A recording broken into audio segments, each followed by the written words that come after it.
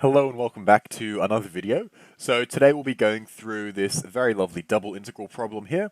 So the double integral of xe to the negative y cubed. Okay, so let's get right into it. So the first things first that we need to recognize is when we're doing double or triple integrals, we always need to make sure that we are using the inmost integral operator first. So we'll be using the dx first, and that'll go hand in hand with that integrand from 0 to y.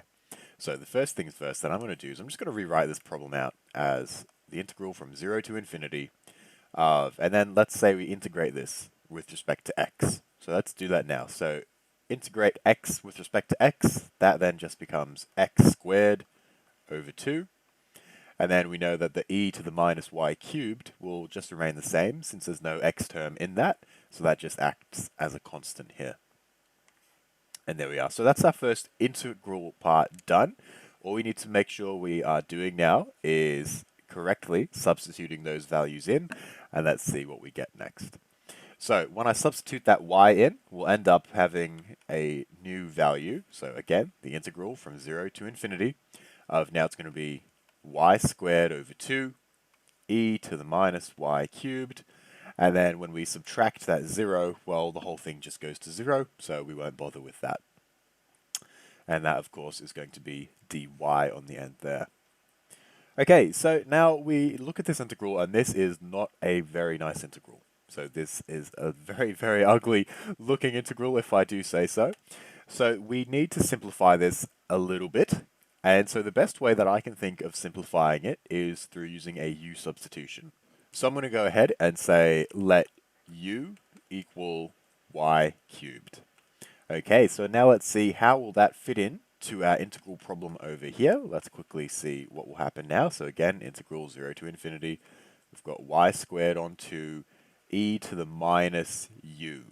Okay, and we've still got dy. So now it's a good chance for us to start thinking about what else should we change? Well, we probably need to get rid of this dy and that y squared. So let's see how we do that. What I'm going to do here is I'm actually going to say, well, what is the differential of u with regard to y? So what I can say is du dy, what's that going to be? That's going to be equal to 3y squared, simply differentiating this term over here. Alright, so what I have now is I have du dy, but let's say I just want it in terms of dy. What will that be now? So that means that now dy is going to be equal to du over 3y squared. And so now I make that substitution back into our integrand over here, and let's see what we're left with. So we now have the integral from 0 to infinity of, so we've got y squared on 2 e to the minus u times by, now it's du over 3y squared. And so hopefully we see that, well, those y squares will just cancel out. And so our final problem now just becomes the integral from 0 to infinity e to the minus u over 6 du. And that's much, much simpler for us to now have a look at rather than work with this form from above. Okay, so now let's actually do this integral. So let's see what happens here. So we integrate this, and so we know that when we integrate an exponential, that normally the only thing that we need to change is going to be the sign or the coefficient, and that's exactly what we see we have to do here. So we just need to change the sign here. So now the integral now becomes minus e to the minus u, again still over 6, and that's going to be taken from limits of 0 and infinity.